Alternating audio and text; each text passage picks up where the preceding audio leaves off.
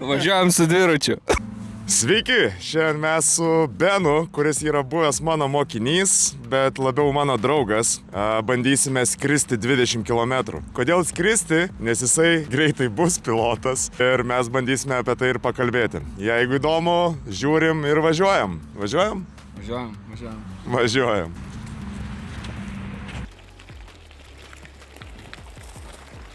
Pirmas klausimas iš keleivio. Koks iš tikrųjų yra tas pilotavimas? Kaip filmuose, kur milijonas mygtukų ir nežinai, kur spausti? Tai iš tikrųjų nėra viskas taip jau sunku. Palaipsniui išmoksti, kas ką reiškia, ką paspaudus tai duos.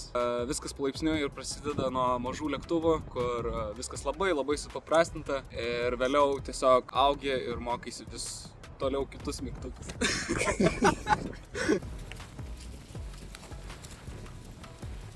Mes su Benu sustojame Neries ir Nemuno santakoje. Ir antras klausimas. Kiek dešimtbalėje sistemoje pilotavime yra adrenalino ir kas baisiausia? Dešimtbalėje sistemoje 9 arba 10.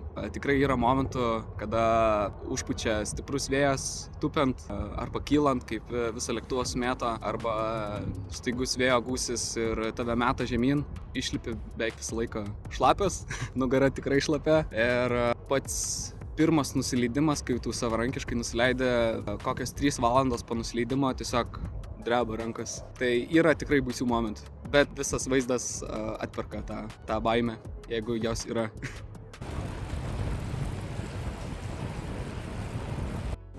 Prie mūsų kavos pertraukėlės prisijungia Nedas ir Nedai. Gal turi Benui klausimą?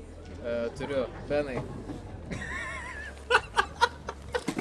Kiek procentų, kad tavo profesiją pakeis dirbtinis intelektas?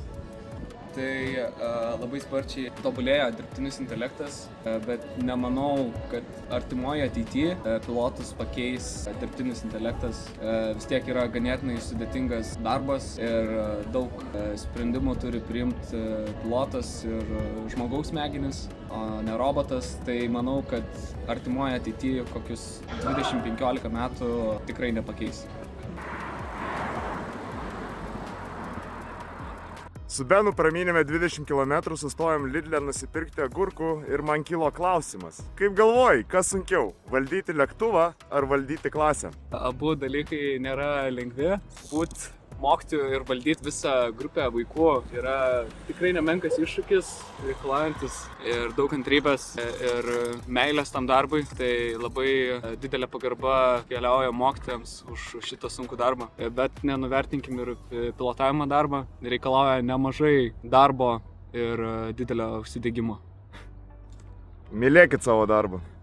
Ja.